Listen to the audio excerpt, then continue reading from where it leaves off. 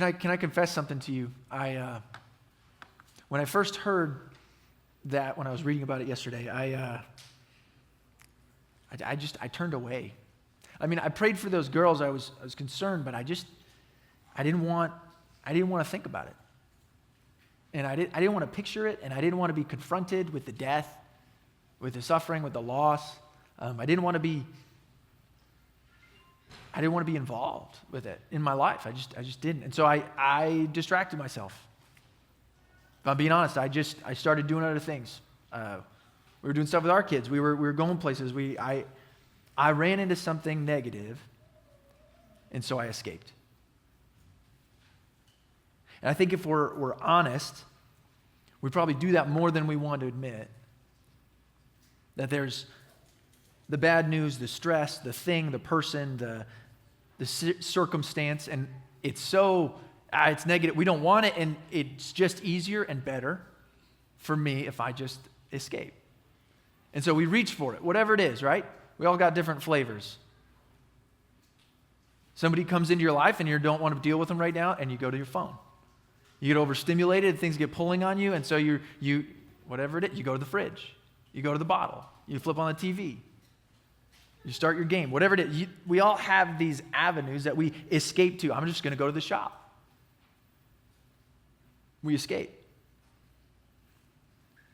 The external negative stimuli comes in, and when I don't want to deal with it, when I don't want to walk through it, when I don't have to actually process it, I escape.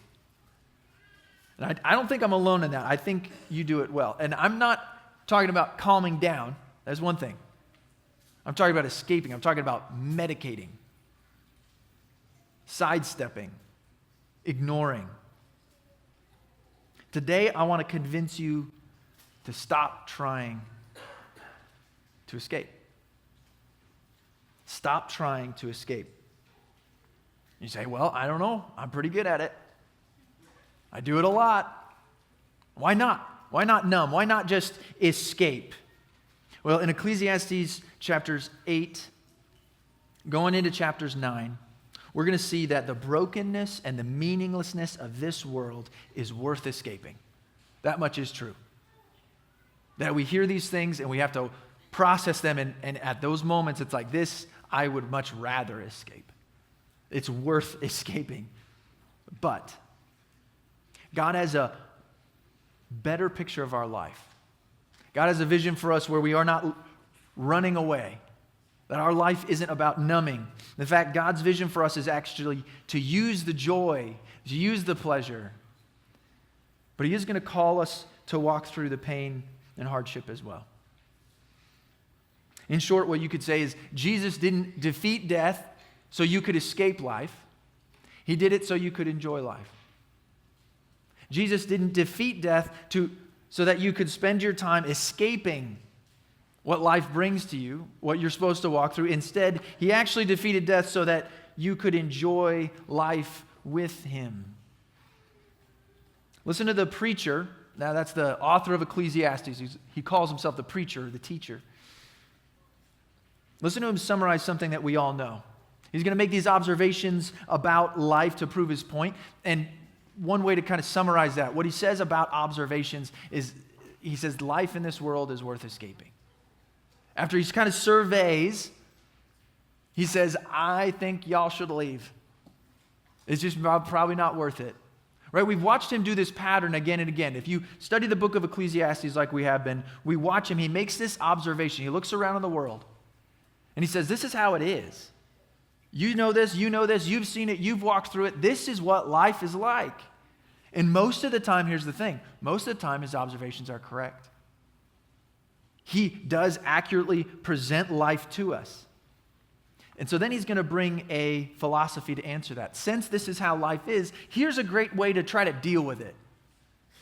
I saw this guy teaching this, so let's try that. I saw these people saying we should do this, let's try that. And he sort of follows those philosophies all the way down to the end of the line, and then he gets to a conclusion. So you have the observations, the philosophy, and then a conclusion.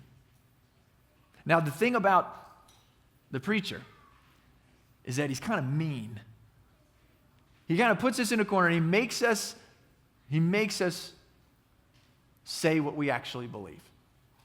You ever been in an argument with like a mean person? And they won a while ago, right? You know what I mean?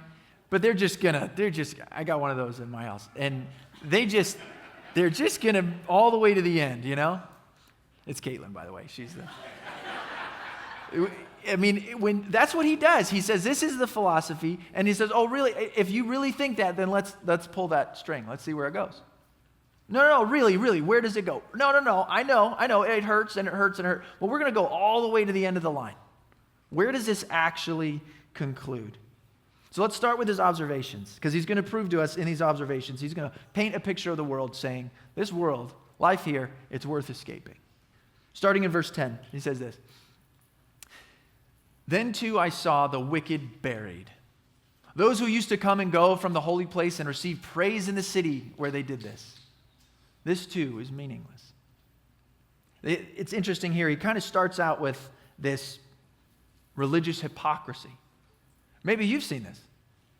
People who show up to the church, they show up to their religious circles, they present themselves a certain way, and everybody's just so glad about it.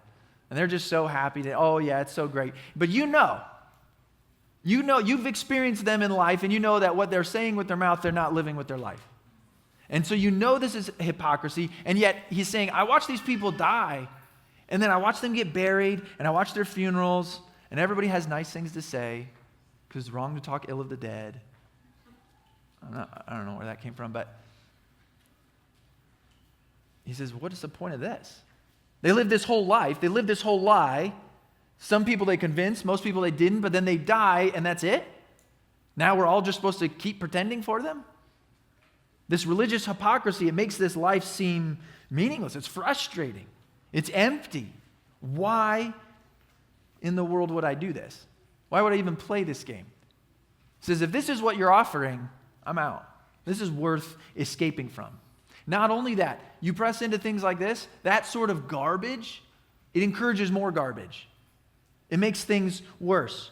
In verse 11, it says, when the sentence for a crime is not quickly carried out, people's hearts are filled with schemes to do wrong. Things are bad and they're getting worse. And the more bad people that get away with the more bad things, the worse things get.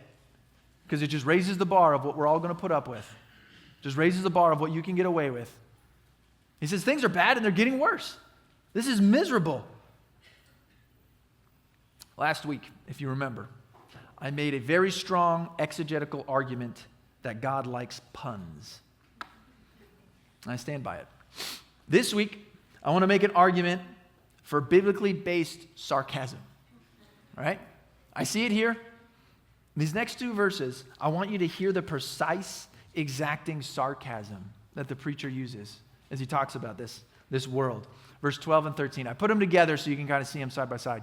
He says, although a wicked person who commits 100 crimes may live a long time, I know that it will go better for those who fear God, who are reverent before him. Now, if you were to stop there, you would see like that's pretty good advice. Okay, they might get away with it, but it's good. Overall, it'll go better for the guy who fears God. But listen, he kind of doubles back. Yet because the wicked do not fear God, it will not go well with them, and their days will not lengthen like a shadow. So which is it? Although a wicked person who commits 100 crimes may live a long time, their days won't lengthen. Yeah, it's not as funny as I think he wants it to be, right?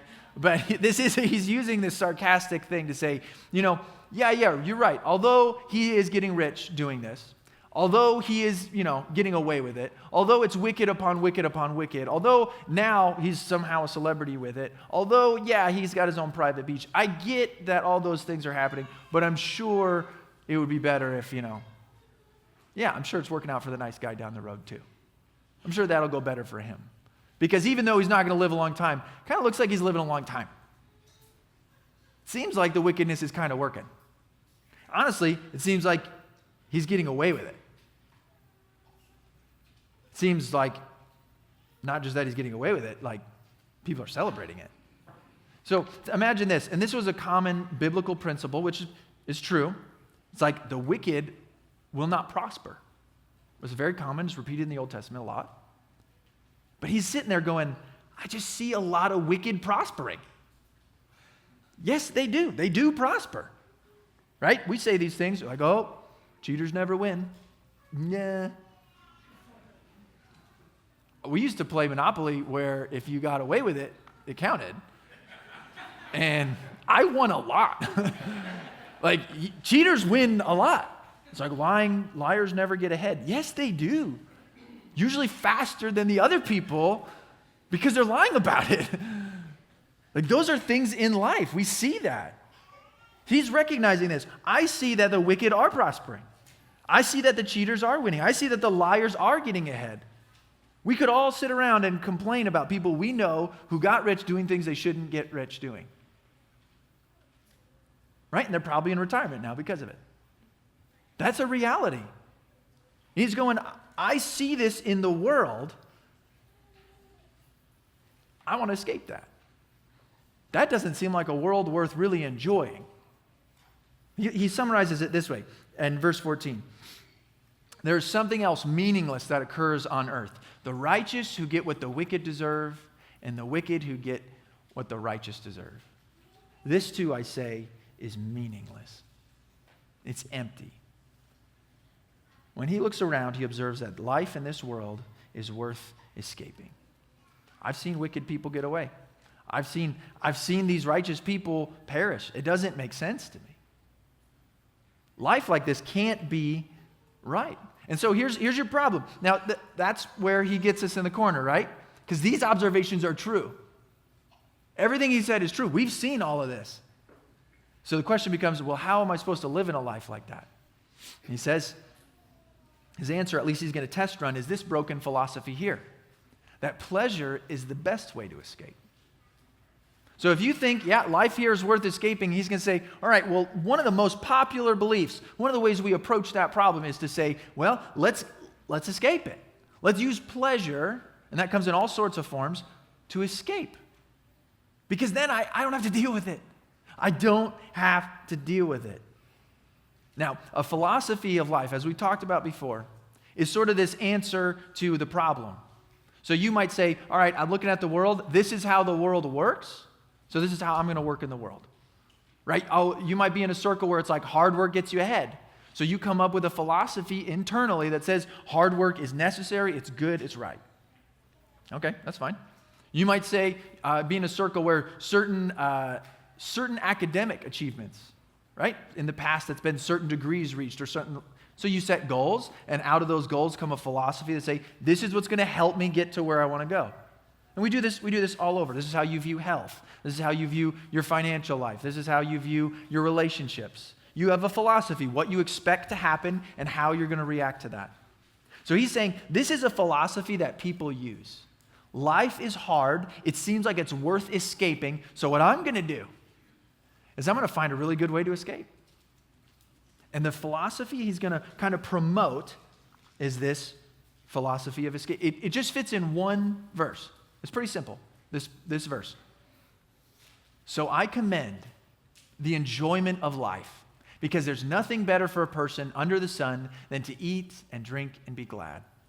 Then joy will accompany them in their toil all the days of the life God has given them under the sun. Now, if you weren't reading Ecclesiastes and you were just going to pull this verse out, it kind of sounds happy. Right? It kind of feels like a Hallmarky kind of thing. You know, it's like, hey, you did good, have a beer. You know, like that's kind of the vibe you get from this. But then just be careful and remember these words that we've hit a number of times in the book. He's talking about there's nothing better for a person under the sun. And we've talked about that. To be under the sun is to say you're not above the sun. You're not in heaven. You're not with God. You're in the brokenness. You're in a broken, sinful world that's not working well. Under the sun is where death is. Under the sun is where all these murderers are getting away, where the wickedness is. This is not a great place to be. Not only that, he goes on, he says, then joy will accompany them in their toil. In their toil. Now, toil, it might just, that sounds like work. Nah, this is the bad work. The toil that we've talked about is this drive that we have, we want to accomplish. We want to grow. We want to do the right things. We want to do something that matters and have purpose and meaning. But all that good work in which we had that, we left that back in the garden. Because at that point, the good work where God said, hey, I want you to be in this world and subdue it. I want you to rule it. I want you to have this perfect place in my kingdom of my order that's going to unfold. It's going to be beautiful. We exchange that. And he says, now the work that you're going to do is going to be toiling. It's going to be heavy. It's not going to accomplish what you want to do it. You're going to have to put more effort in. You're going to get less results back. You're not going to do what I designed you to do. You can't do it now. Things are broken. So he says, here's what I commend to you. Enjoy this broken world with your broken life all the days of your meaningless life. So it's not exactly Hallmark, right? Not quite. It's not as happy as it might seem out of context. He has this downward path. It's not going to get better. So while you're here, have fun, I guess. You're gonna crash and burn, so maybe party on the way down a little bit. That's the hope that he has. Now, what's interesting about this is he's going to try to offset the sadness with a little bit of party, okay? But the conclusion that brings us to, remember, there's the observations, and then he gives a philosophy to answer that, and then he brings it to a conclusion. Where does that actually go? And this is where it gets really fascinating to me. It doesn't go anywhere. Normally, people who make an argument are going to say, no, I'm going to go down this road, and it's going to be great, okay? You just trust me. It's going to work out wonderful. But he doesn't do that. He actually says this conclusion. There are no answers. There's no hope. And there's no real escape out of here. That's where this philosophy takes us. I'm going to read these verses here, but he's going to say each of these three things. That it doesn't give you the answers that you really want. And while you're doing it, it's a pretty hopeless way to live. And at the end of it, you don't actually escape what you were trying to get away from. That's the philosophy. Let me show you. And you're like, no, I don't really want to, but it's okay. We're going to work through it. Verse 16, he says, when I applied my mind to know wisdom, that's that philosophy. That's that man's wisdom, this broken philosophy. And to observe the labor that is done on the earth. How does this work in the real world? People getting no sleep day or night. Then I saw all that God had done. No one can comprehend what goes on under the sun. Despite all their efforts to search it out, no one can discover its meaning. Even if the wise claim they know it, they cannot really comprehend it. He's saying, look, even the people who are living like this, it doesn't give them answers. And they might say, yeah, it's going great. They don't know. They don't know. It's not going anywhere. This puppy won't run. It doesn't give you the answers that you're looking for. All these longings and these things, it crashes and it burns. All it does is create more frustration, more emptiness, more friction. And all he realized is that no one using this really knows what they're doing. Blind leading the blind. The other big problem with trying to live like this is that they don't know how to deal with death. This kind of thought, I'm just gonna let it go. I'm gonna have a good time. I'm gonna do whatever it takes to just kind of make sure I'm happy, work on yourself, positive thoughts into the universe, whatever that means. He says you don't know what to do with death when death comes. You don't know how to process that. Listen to this, verse 1 of chapter 9. So I reflected on all this and concluded that the righteous and the wise and what they do are in God's hands. But no one knows whether love or hate awaits them. All share a common destiny, the righteous and the wicked, the good and the bad, the clean and the unclean, those who offer sacrifices and those who do not. As it is with the good, so it is with the sinful. As it is with those who take oaths, so with those who are afraid to take them. He says, look, death is coming, and by the way I look out at the world, it seems like everybody dies. It seems like everybody dies. Not only that, when people are dying, and this whole party has to come to an end, I can't really tell you exactly for certain what goes on after that. So it's not exactly like a really strong sales pitch, I don't think. There's no hope because I don't know what goes on. There's no answers because after doing it for so long, we're still just as lost. The wicked die, the righteous die. But after living a life that focuses on making himself happy, the preacher says, I can't deal with death. And that thing comes for every single one of us. That haunts them. You know, it's interesting. I had a group of friends sort of departed from, and a lot of them live pretty hard party lifestyle. And it's been interesting to watch over the years how they've had to deal with certain things using this philosophy. I went to a funeral of one of them. She died in this car wreck, alcohol involved, the whole thing. And it's fascinating. This philosophy hit square in the face with the problem of death. You know what their answer was? At the funeral, they all got plastered. That's it. It's the only card they have to play. Right? This philosophy, if you're truly living by it, if you're going to try to escape, things are bad so I numb, things are bad so I escape, eventually you realize that's the only card you have to play. That's the only option. I'm going to try to forget. That's my best defense. My best defense, to try to forget. Look how it's persistent. Verse 3, he says, "This is the evil in everything that happens under the sun. The same destiny overtakes us all. The hearts of the people, moreover, are full of evil. And there's a madness in their hearts while they live, and afterward they join the dead. Anyone who's among the living has hope. Even a live dog is better off than a dead lion. For the living know that they will die, but the dead know nothing. They have no further reward, and even their name is forgotten. Their love, their hate, their jealousy have long since vanished. Never again will they have part in anything that happens under this sun." So here he is, actually confronted with death. And after a life of saying, well, I'm going to try this to make me happy, as soon as it runs out, I'm on to the next thing. As soon as that doesn't answer, I'm on to the next thing. As soon as this isn't fun anymore, I'm done. And he lives this. But he gets to the point where it's an inescapable conclusion. People are going to die. People are going to die, and you have to be able to answer it. There's the one shot. And he recognizes once they die, it's over. This is a defining moment. And this is everybody's problem. Zoom all the way out, okay? Look at the whole globe. Every world religion, every major thinker, every philosopher, every sort of concept of thought has to deal with the problem of death.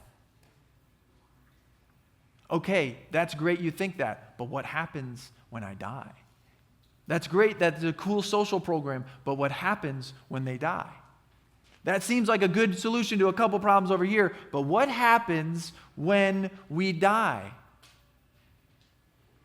Everybody has to answer that question. Now, you zoom all the way back in, all right? Zoom back down to your life. Every time that you've tried to reinvent yourself, every time you've struck out on some new adventure and you're going to find yourself, every time you've wrestled deeply with any significant issue, really what you're wrestling with is this influence of death on you. There's a time pressure on your life. Why? Because death is coming. There's a threat to you. Why? Because you live in this world with death. The question that we really are all trying to answer is, how do I stop that? Every meaning search, every search for meaning is a search for the resurrection. Every search for meaning is a search for the resurrection. It really is. When you get down to the bottom of it, I want to be able to know that there's a hope for me. I want to know somebody who's more powerful than this thing that's been controlling my whole life, that's been threatening me. D.A. Carson, who's a theologian, he's a professor, he's a brilliant man, one of our time. He has this quote. He says, "None of us suffer from something that a good resurrection cannot fix." None of us suffer from something a good resurrection cannot fix. And you start realizing that the philosophies we use when we try to escape things, what we're saying is, I'm not sure that resurrection thing is all that it's cracked up to be. I'm going to submit myself under the desperation of a life that lives under the threat of death. And I'm going to try to escape. I'm going to try to deal. And it doesn't have to be that way. It doesn't have to be that way. You can't find resurrection through escapism. You can't find the answer through escaping. Listen, when the preacher can't find it, he settles with this logic, and I think you're going to find this super familiar. I think you really are. Verse 7, he says, "Go, eat your food with gladness. Drink your wine with a joyful heart, for God has already approved," or maybe appointed, meaning he already knows what you do. "Always be clothed in white," that's the party clothes, "and always anoint your head with oil. Enjoy life with your wife, whom you love, all the days of this meaningless life that God has given you under the sun," all your meaningless days. I think I'm going to write that at the next wedding I go to. You know the comment book that nobody reads, like just enjoy all your meaningless life. Okay. "For this is your lot in life, your toilsome labor under the sun. Whatever your hand finds to do, do it with all your might. For in the realm of the dead where you're going, there is neither working, nor planning, nor knowledge, nor wisdom." Let me summarize that. He says, work hard, play hard. That's it. Work hard, and then play hard. Whatever that looks like for you. Enjoy it. Because if you work hard and you're doing what you're going to do and then you're getting satisfaction out of that, and then you play hard and you're getting satisfaction out of that, great. Because these are just the days that you got. And if you really look at what he's saying, it's kind of mean. He's like, yeah, who should be the ones that are out there, working hard and playing hard? He's like, well, all of you with meaningless lives. Because what else are you going to do? Just think about that for a minute. The philosophy of work hard, play hard is a reaction to the idea that this is the only life I have. Nothing's coming later, so I better burn the fuel hot now. That's it. The resurrection won't fix anything, so I just have what I have. So I better work hard, I better play hard, and that's it. If there's answers that I can't find, because there's these questions I'm going to ignore them. I'm going to ignore that search. If there's fears that I can't quell because I'm wrestling through life, I'm going to ignore them. I'm going to escape them. You work hard, you play hard, and you escape the rest. That's this philosophy. That's where it concludes. But I hope it's obvious that that's not the Christian philosophy. That's not the Christian joy. See, the Christian life knows that many of the assumptions in that broken philosophy are just not true. That there is someone who can conquer death. That there is hope after this. That there is a plan. The Christian philosophy of life we have is so much more beautiful. It's so much more meaningful. That Christians believe that Jesus didn't defeat death so you could escape life. He did it so you could enjoy life. That's what we believe. That what Jesus did has an effect on not just what we believe, not just maybe how we say it, but really the way we approach our entire life. These things all now have meaning. They all have a joy that we can walk in, where pleasure, happiness, fulfillment are not things that we just try to use as tools to escape the hard parts. That's not it. The truth is, God will use the joy and the happiness and the goodness and the fulfillment and the longings that we have. He's going to take those and He's going to allow us to use those to walk through the hard things. He's in both. There's hard things in the world that if we try to escape from, we're going to be misusing the gifts He gives us, and we're going to be missing what He's inviting us into. Right? Like, imagine if I was more personally and convictionally moved when I heard about the news of those girls getting hurt. That was a moment of prayer. That was a moment that could have been something for our family. But I escaped it. And I missed it. And we circled back later, but when we miss the grace that's available to us, we're going to feel desperate. Listen to this. Life under death is desperate. Life under death is desperate. You have to get out. You have to fend. You have to escape. But life under grace is abundant. It's an abundant experience. There's more of it. That's the thing about grace is there's more. There's more. We can rest instead of fear. That's the life we're invited into. So when we talk about the gospel, we're actually answering a lot of the questions that you see the preacher bring up. Right? He brings up evil. He says, look at all these evil people getting away with evil things. And we say, not forever. God will judge. And I'm going to trust him to do that in his time. He says, well, what about these hypocritical people? What about those people, the religious who are pretending? And you say, that's not my job. I'm going to trust Jesus with that one. I'm going to trust Jesus to work on their heart, to work in their lives. It's not my job. What about all the evil people that become religious and they're welcomed into the family of God? And you're like, that one's me. I'm one of those people. I believe in redemption. That's what grace is.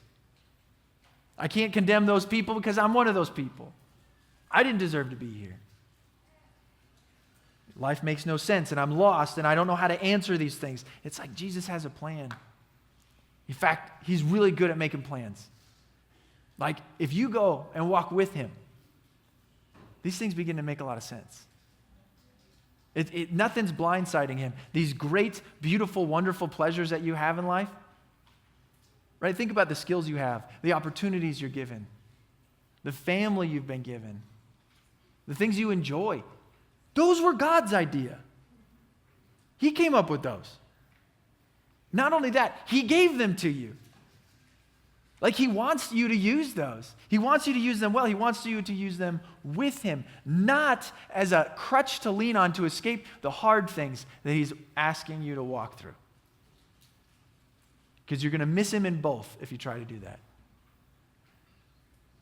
These temptations to numb, to escape hard things, the hard questions. That's not the life that we're called to live.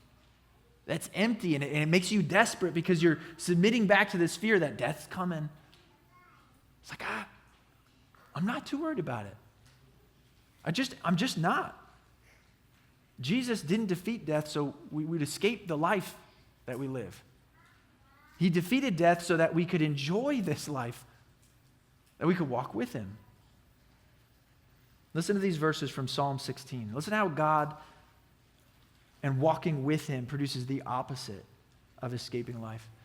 Verses 8 through 11, he says, I keep my eyes always on the Lord. With him at my right hand, I will not be shaken. Therefore, my heart is glad and my tongue rejoices. My body also will rest secure because you will not abandon me to the realm of the dead, nor will you let your faithful one see decay. You make known to me the path of life. You fill me with joy in your presence, with eternal pleasures at your right hand. Does that sound like escaping? This is life. This is life abundant. Right? Like we read earlier today in John 10, the enemy, he's coming to kill. He's going to come in and he's going to seek to find you and destroy, steal it away. But what does Jesus do? He comes to give life. I come that you may have life and you may have it abundantly. Life to its full. That's the life we can live, not just in good things, but in bad things and hard things. Because when God's walking with us through the hard things, they're still good. They're still good. He's still at work. He's still present. No fear. No apologies. Like this is a hopeful and fulfilling way to live. So I'm going to challenge you to do the hard work and to look inward. The question really comes down to you. Are you living or are you actively just trying to escape things? Are you living a life that's walking with Jesus in all of these moments, in all of these opportunities? Or are you just trying to escape one thing with another and you're missing what God is doing? Your work. It's a great one. The work that you do, is it an extension of the hope that you have? Like you've been fulfilled by God, and so now you can, in a calm soul, you can outwork good things into the world. Is that where you come from? Or is it this like grind, this like chase this frantic pursuit because you need something to quell the anxieties that rage within. Your relationships, is that a stage where you're showing the experience of loving others and being known, the intimacy that you can share is a way to experience a fullness of life? Fullness of health? Or are these places where you just get hits of dopamine and attention to sort of fend off the thought that, oh, I'm worth rejecting? You can hide right in plain sight, can't you? It doesn't have to be that way. Jesus didn't defeat death so that we could escape life. He did it so we could enjoy life, that we could walk with him into an abundance to be lived. Because there's joy and there's fullness, and it's an invitation for meaning and purpose, for perseverance in difficult things, for true enjoyment, to shedding unnecessary guilt. This is a place where you can live a life that God has for you. And that's the invitation on it. He's inviting us to let him lead us. And so there's a question, are you ready for more fulfillment? Or do you prefer to escape? Are you ready to walk in more life, in a deeper way? Or does the fear of death still control you? Today is a day to commit. It's a day to commit to walking with him in the life he has for you, not waste it by escaping. I would challenge you to consider, where's one place that I escape to? Just become sensitive. It might not be massive. It might just be a few moments a week, but imagine the percentage of your life you can regain back, that you can add meaning to when you say, I'm not going to escape there. I'm not going to pick up that phone. I'm not going to run out to the shop. I'm not going to do that when things get hard. I'm not going to do that. I'm going to walk through this. I'm going to walk through this with Jesus.